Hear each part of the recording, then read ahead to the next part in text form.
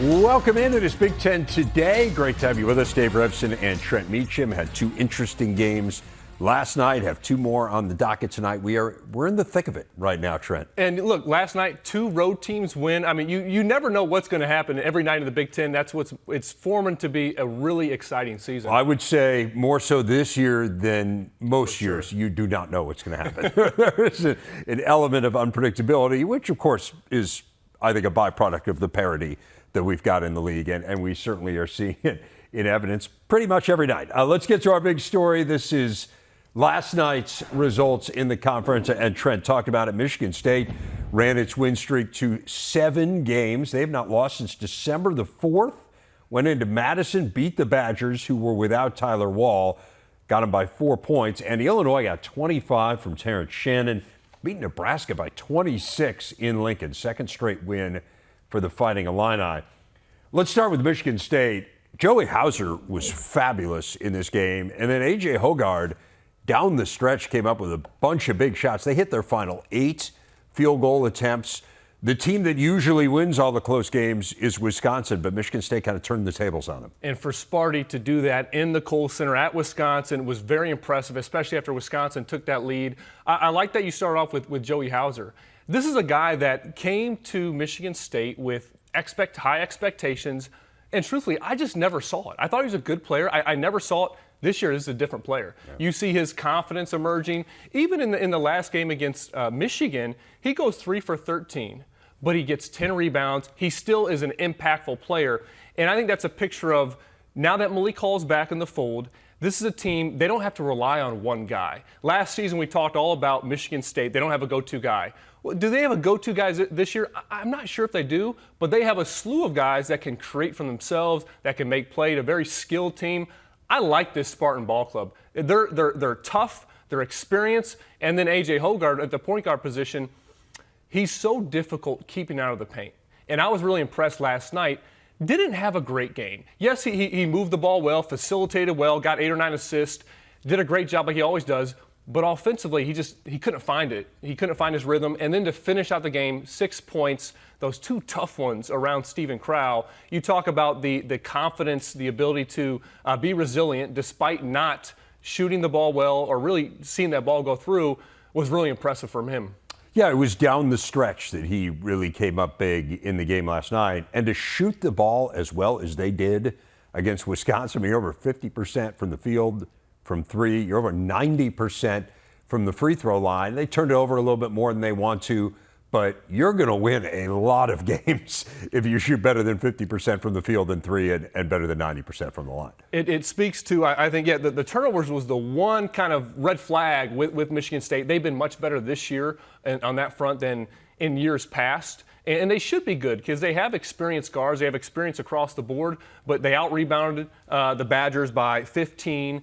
They got out in transition a bit, especially early. And then Wisconsin did a pretty good job. But to be efficient in the half court against a Wisconsin team on the road is beyond impressive. And then you mentioned the shooting percentages. How about 16 for 17 from the free throw line, knocking down critical free throws down the stretch? That could have gone either way, especially if Michigan State doesn't make those free throws. So a really great, I thought, effort on both ends of the floor for Michigan State. And then to close it out on the road, really impressive. But offensively, when I think of their balance, okay, you can't key in on any one guy. I thought they did a good job of, when they found a mismatch, going to Malik Hall in the post, going to Joey Hauser in the post. Wisconsin missing Tyler Wall and his versatility, not just offensively, but defensively as well. And then A.J. Hoggard, Tyson Walker picking their spots.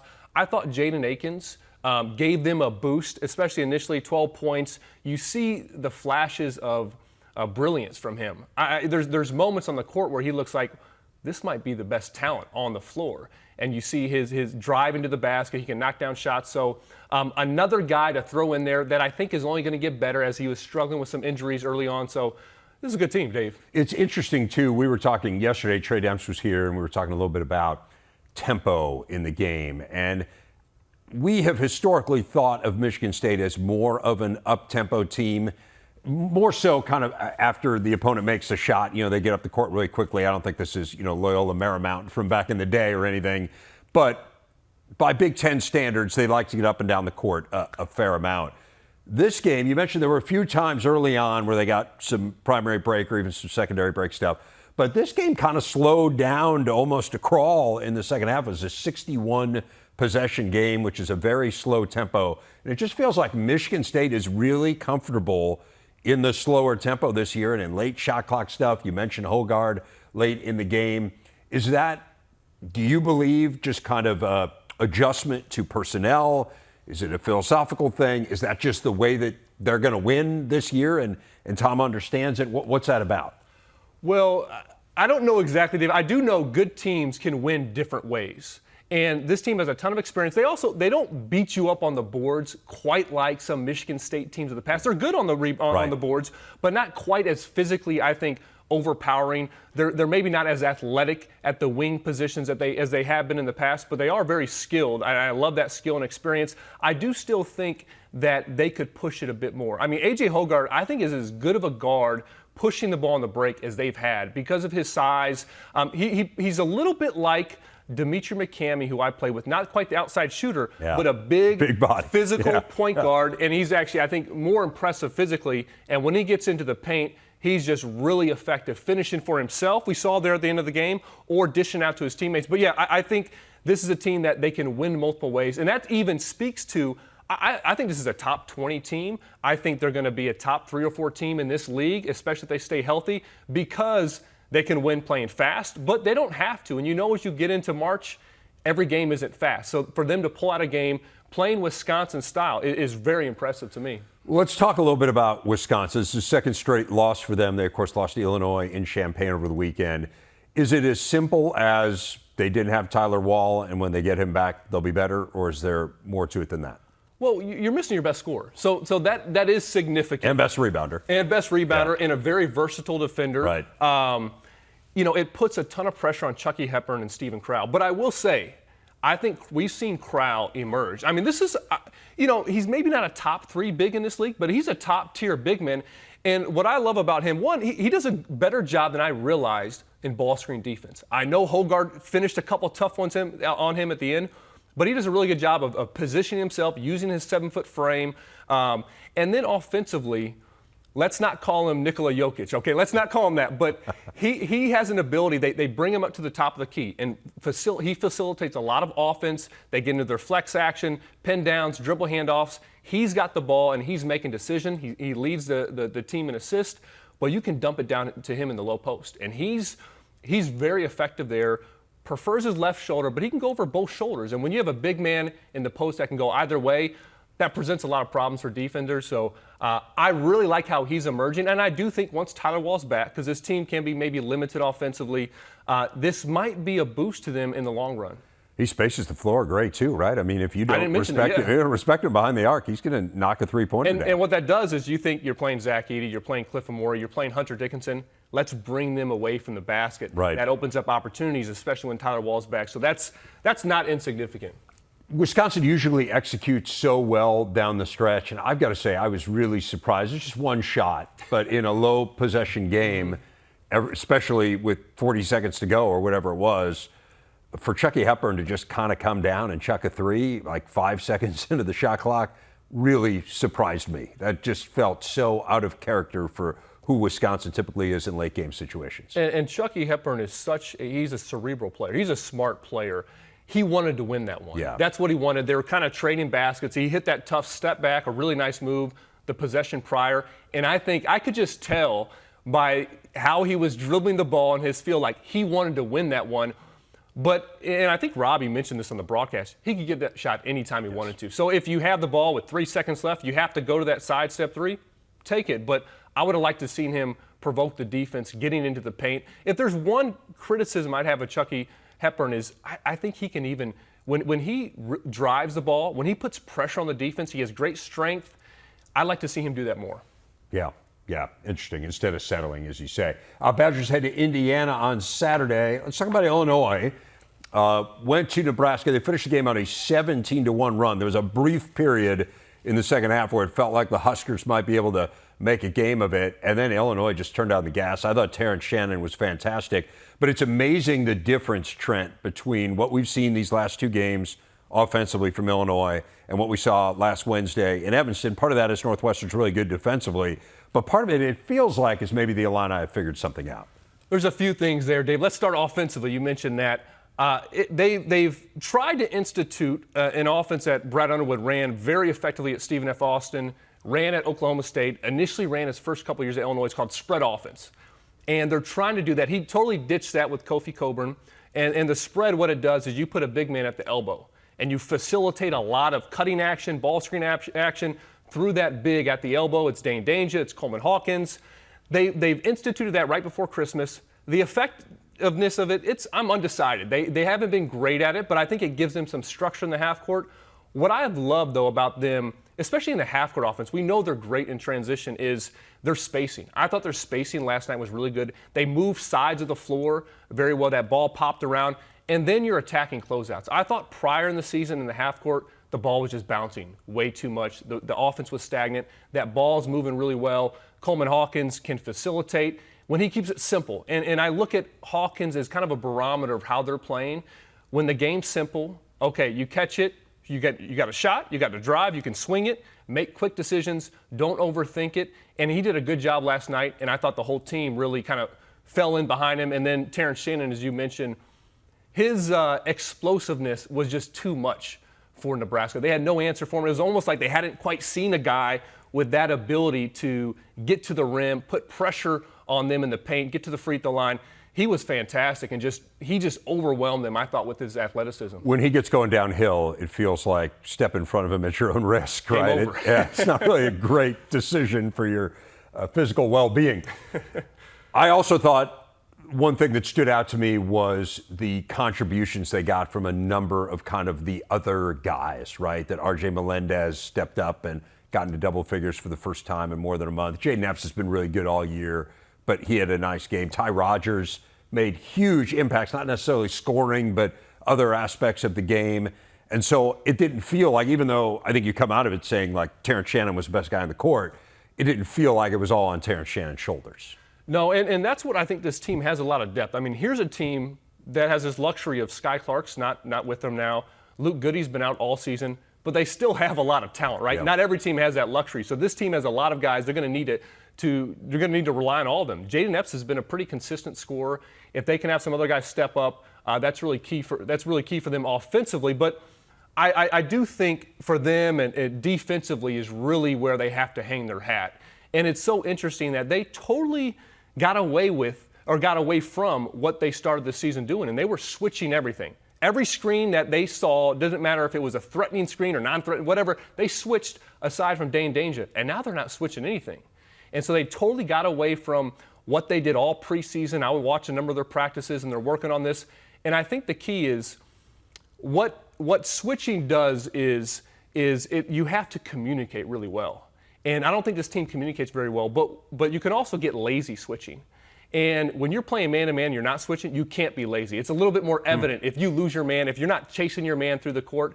And so now they're relying on their effort more so than their communication. And I think that's really been a good thing for them because they have the athletes and the quickness to defend. And then the one guy I would highlight, especially on that end of the floor, you mentioned Ty Rodgers, but Dane Danger, I thought was fantastic against Derek Walker. Walker's Nebraska's most important player, runs so much through him. Danger only had 4 points. Wasn't extremely effective on the offensive end, but he's a big body that can move his feet and did such a good job of taking Derek Walker out of the game. And Walker got into foul trouble early, which helped as well. But yeah, he was essentially a non-factor in this game. So first back-to-back wins for the Illini since late November.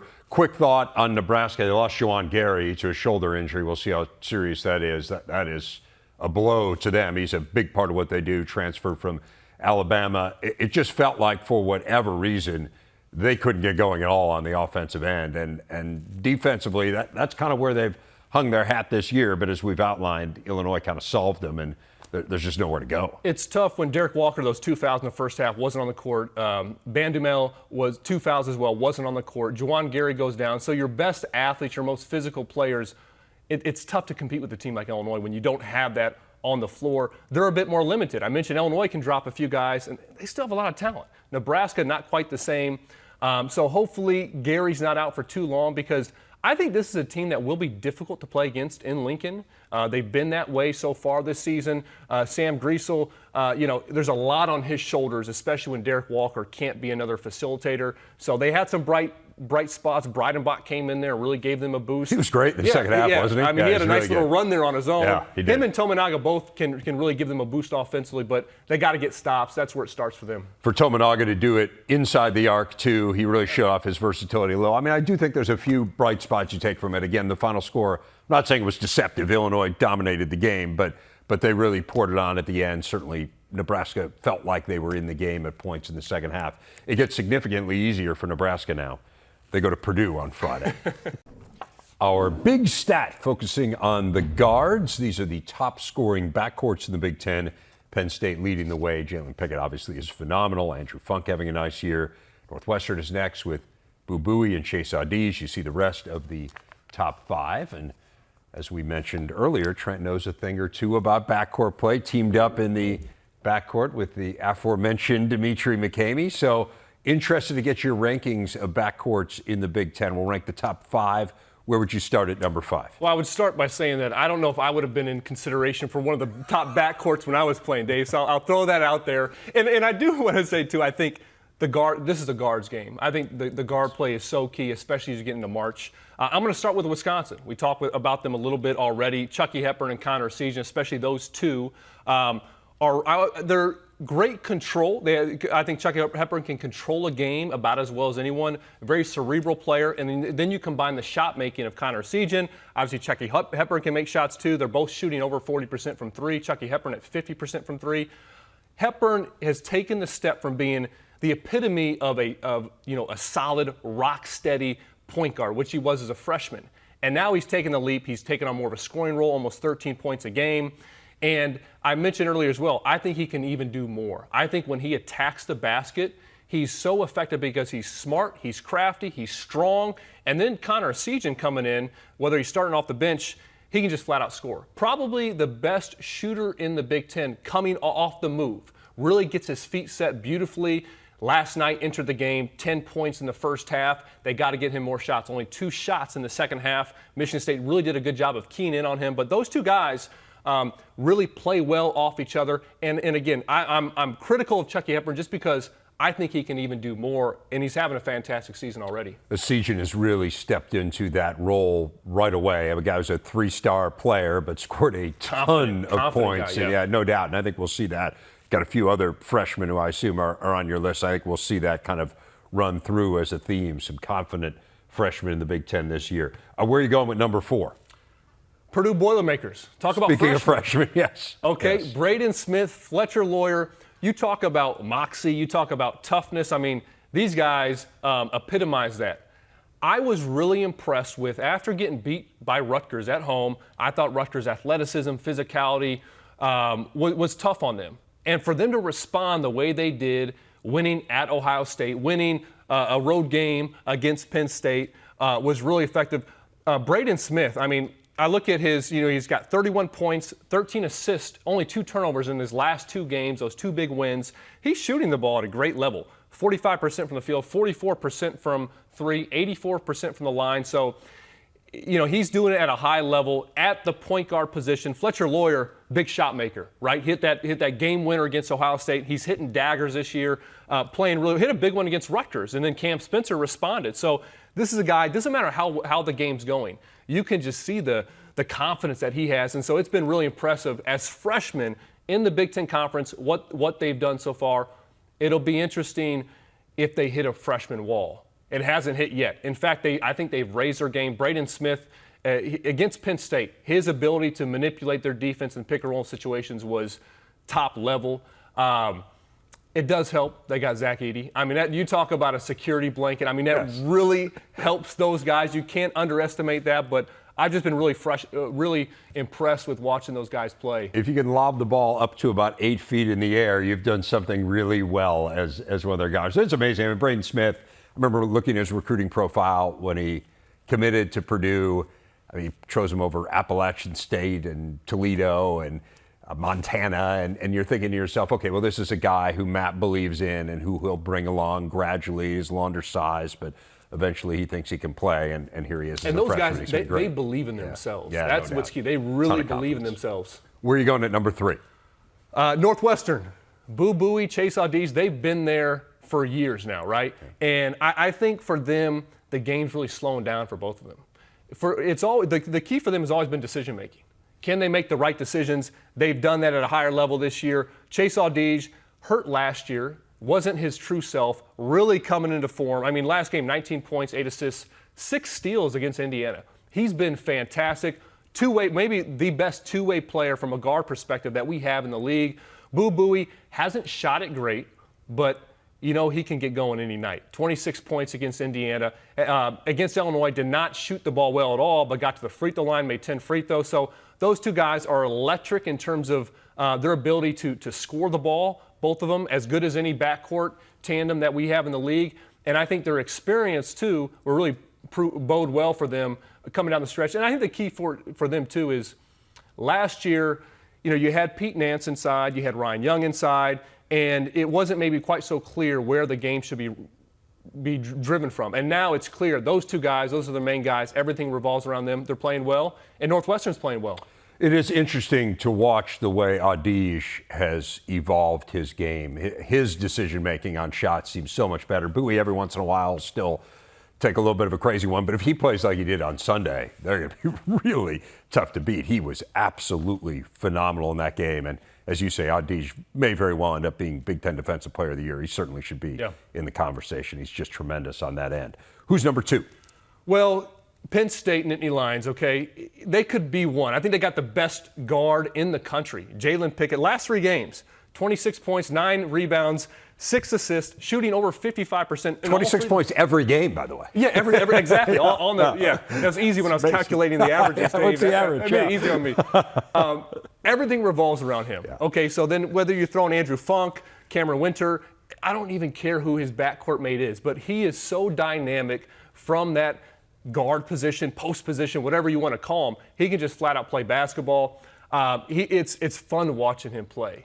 You know, you ever seen a 6'3" guy gotta do this to Zach Edey, saying, "Hey, you're too little for me," when he scored on him in the post? So he's a show every night. His leadership, his ability to control a game is second to none. And also, he gets it done on the defensive end, too. Typically, you see these high-usage guards, and they hide them defensively. He's a very solid defender, so they're a fun team to watch, of course, and it all revolves around Jalen Pickett.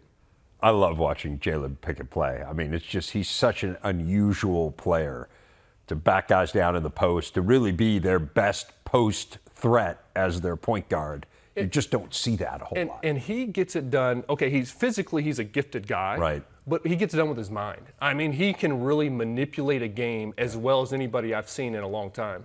He's great. I mean, again, top 10 in the Big Ten in scoring, assists, and rebounds. Leading the Big Ten in assists. He's really, really outstanding. And they need Funk to shoot a little better than he has these last couple of games. That's probably the issue there. So then who's number 1?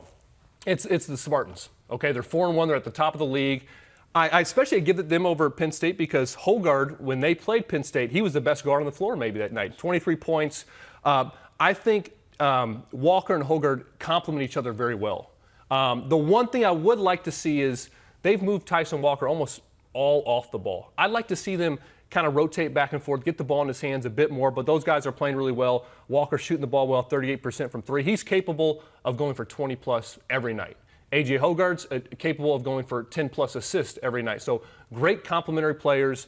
And then you saw how they closed it down the stretch. A.J. Hogard made plays down the stretch. Just their experience, their toughness puts them at the number 1 spot for now. I feel like we spent a lot of time turning over rocks trying to figure out who the second best team in the Big Ten is. It may very well be Michigan State, which would seem like a fairly obvious answer. We'll see. Again, this thing is, as we talked about off the top, the parity is incredible. I think it's going to evolve, but they really seem to be rounding into form, and the backcourt a big part of that. I know there was one you wanted to give kind of special mention to. Special mention, and look, you could probably, is Terrence Shannon a guard? You could probably, make up a different list, but you got to talk about the Indiana Hoosiers. Xavier Johnson is out, but in that time, Jalen Hood-Schifino, 22.5 points, 5.5 assists a game since Johnson's been out. You've seen the talent just emerge. Does that happen if Johnson never goes out with an injury? I don't know. So it's fun to see him just emerge as really a top-tier guard in this league. I think the best talent in terms of a guard that we have in the Big Ten Conference, if once Xavier Johnson comes back, that tandem might take a little bit of time to figure out the rhythm, figuring out, okay, when to pick your spots. But they have more firepower at the guards than anybody in the league. They do need their emotional leader in Xavier Johnson back. Jalen Hood-Schifino was unbelievable on Sunday against Northwestern. He almost single-handedly brought them back in that game. He really was tremendous, other than throwing the ball to the other team a few times too many. But, man, offensively, shooting the ball, getting to the rack, he's really something.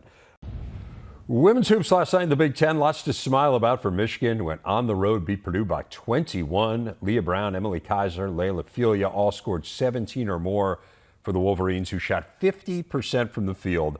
Bounced back nicely from a home loss to Iowa. Let's take a look at the conference standings. Ohio State is still perfect.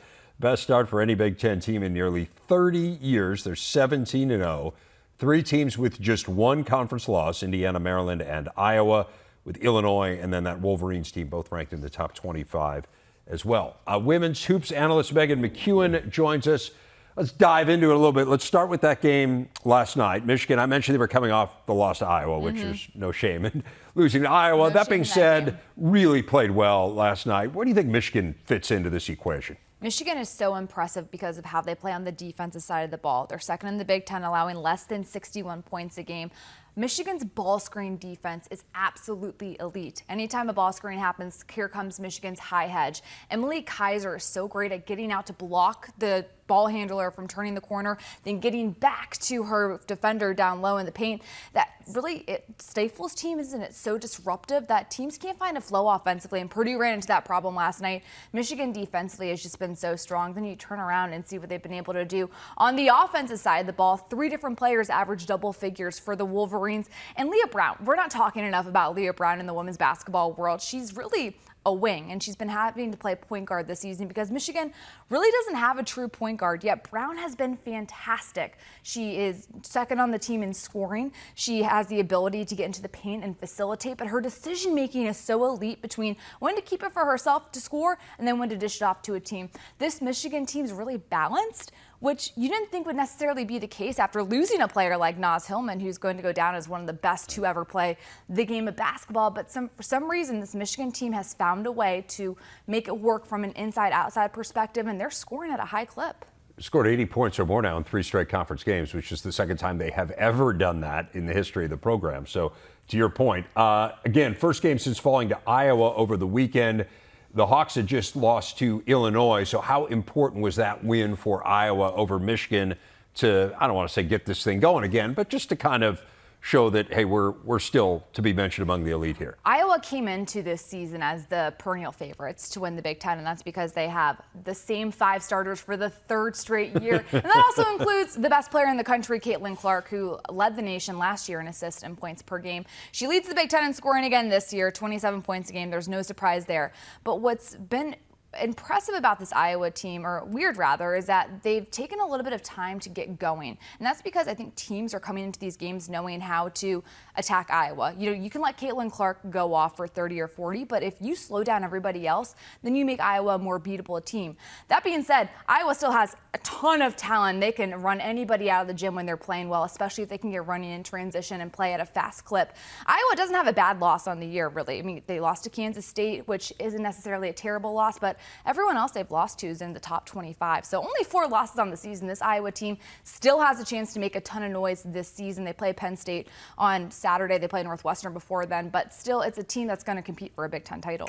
And when they get going on offense, which is frequently, they are a sight to behold. They shot 64% in the second half of that game against Michigan. That's just crazy. Running back. And, you know, Monica Sonano is somebody that necessarily, she does get overshadowed a bit by Caitlin Clark, but one of the best post players in the country who led the nation in field goal percentage multiple times throughout her career. And she has 2,000 points in her career, as is Caitlin Clark. I mean, Lisa Bluter has some good problems when you have 2 players on your starting 5 who have 2,000 points or more in their career. Speaking of good problems, Ohio State is 17-0 It really is remarkable. And to come from 17 down to beat Illinois, who is really, really good, and we'll get to the Illini in a second because I think they're probably the best story in the Big Ten this year. But what did that tell you about Ohio State to rally in that way? I don't know if there's a team in the Big Ten that can beat Ohio State. I think Indiana's going to be a great matchup for them, somebody who can just kind of slow them down. But Ohio State is so stifling because of their press. They're turning teams over more than 25 times a game. That ranks in the top 5 in the nation.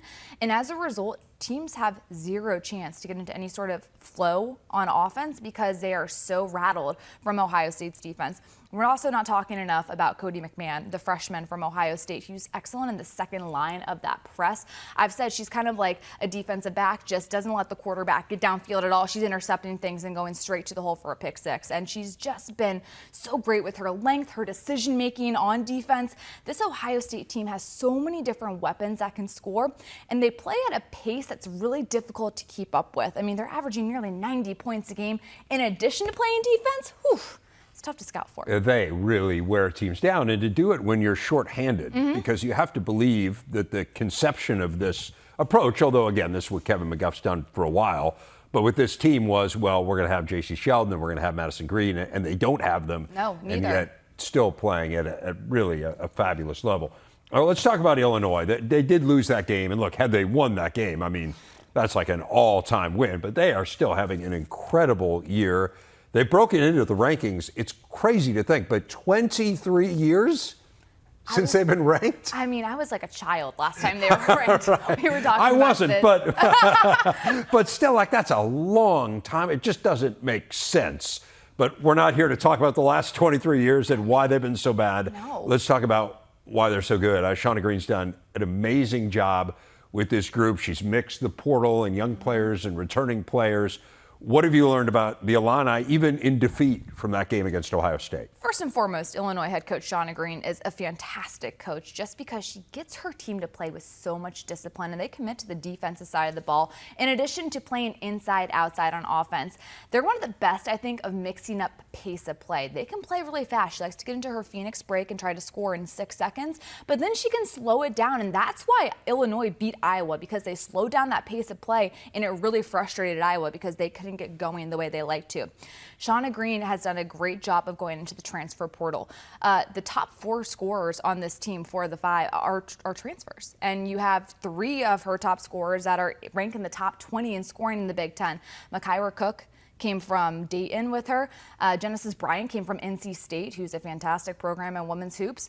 So she has so many different pieces in the portal that have come together quickly. And it's an interesting study. Long gone are the days where you have to really take the time to rebuild a program. With the transfer portal being the way it is, coaches can now go in there and kind of get instant gratification because you can get great players. Now, you have to convince them to come to Champaign, of course, but that being said, Shauna Green's really been able to utilize the portal and have a ton of success. I'm curious in the future how athletic directors adjust the patience that they're going to have for coaches when they come in to rebuild a program.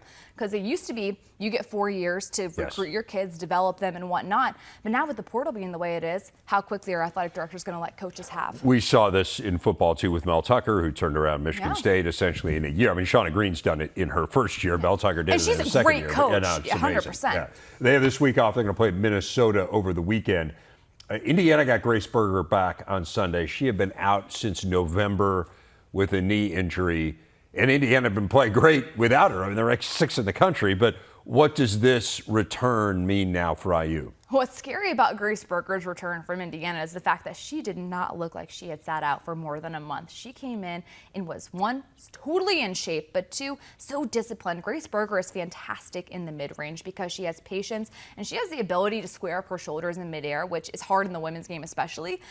She came in, did not miss a beat, 16 points against Northwestern, and Berger just adds another dynamic to Indiana's offense, who already has a great post player in Mackenzie Holmes, who ranks in the top 3 in the Big Ten in scoring. She leads the Big Ten in field goal percentage, but Berger now forces teams to have to really focus on perimeter defense in addition to trying to stop Mackenzie Holmes in the paint. I mean, Indiana is one of the hardest teams in the country to stop because of that balance. It's crazy. She is statistically last year one of the best players in the country in terms of the impact she made when she was on the floor. Like their efficiency when she was on the floor versus their efficiency when she was off the floor, 99th percentile in the country. So you lose a player like that, and you're still ranked 6th in the country. It tells you just how good they have been to this point, and shows you where the limits are here. And maybe there are none on this team. Maybe this can be the year that IU makes the Final Four with her back. I mean, potentially. That's not a crazy thing to say by any means. Indiana's another team that was able to utilize the transfer portal and going in and getting Sydney Parrish, who's a forward, going in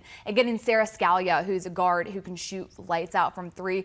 And those pieces have fit in really nicely to Terry Moran's system. At the end of the day, Indiana's style of play is discipline. They understand the scouting report. They're very scout specific with how they run their defense and even how they approach their offense. So those two players coming in are also getting into that disciplined style of play. They do have a huge game coming up tomorrow against Maryland. Just give us a quick thumbnail of what you'll be watching in this one.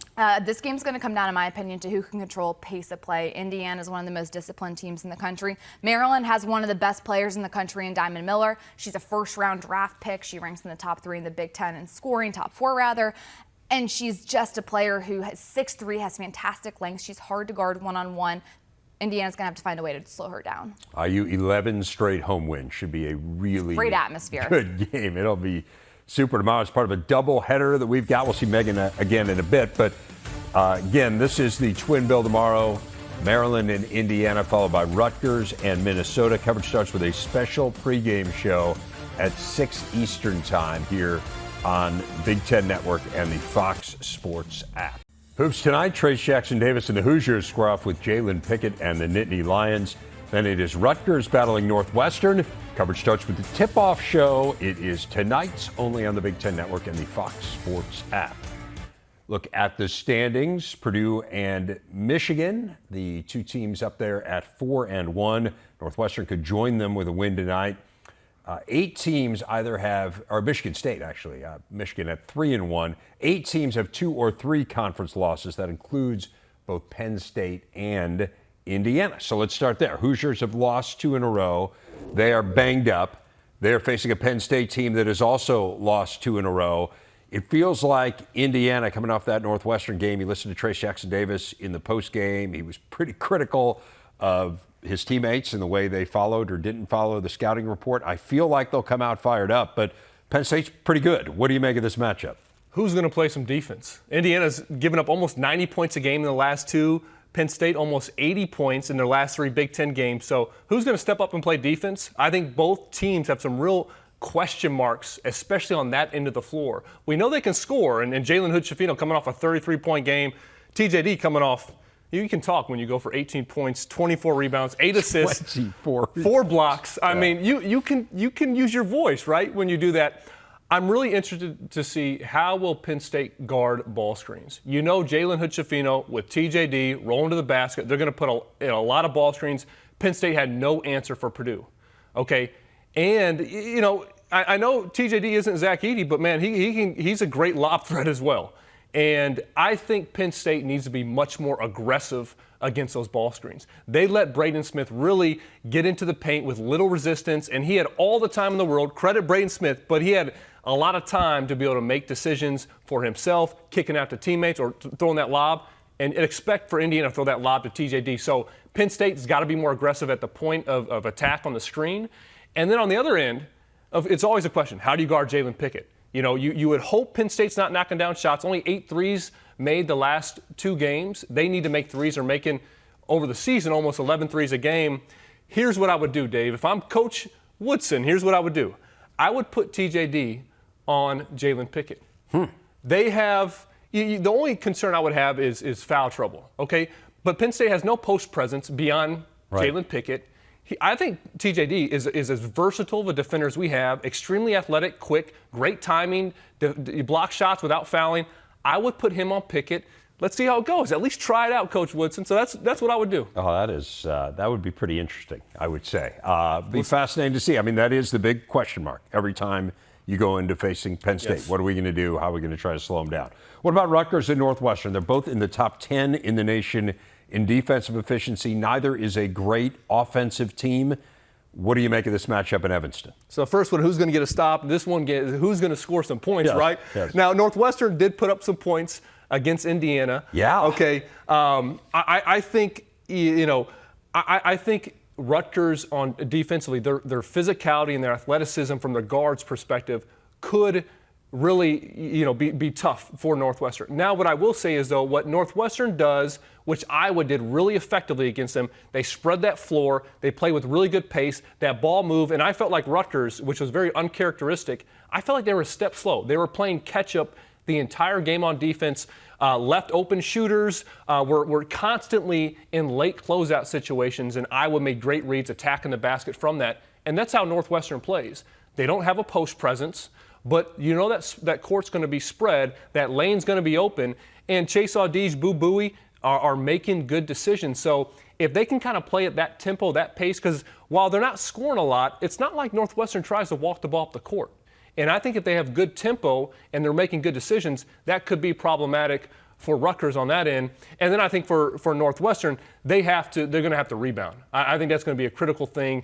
Rutgers is more athletic. I think is more physical, especially up front.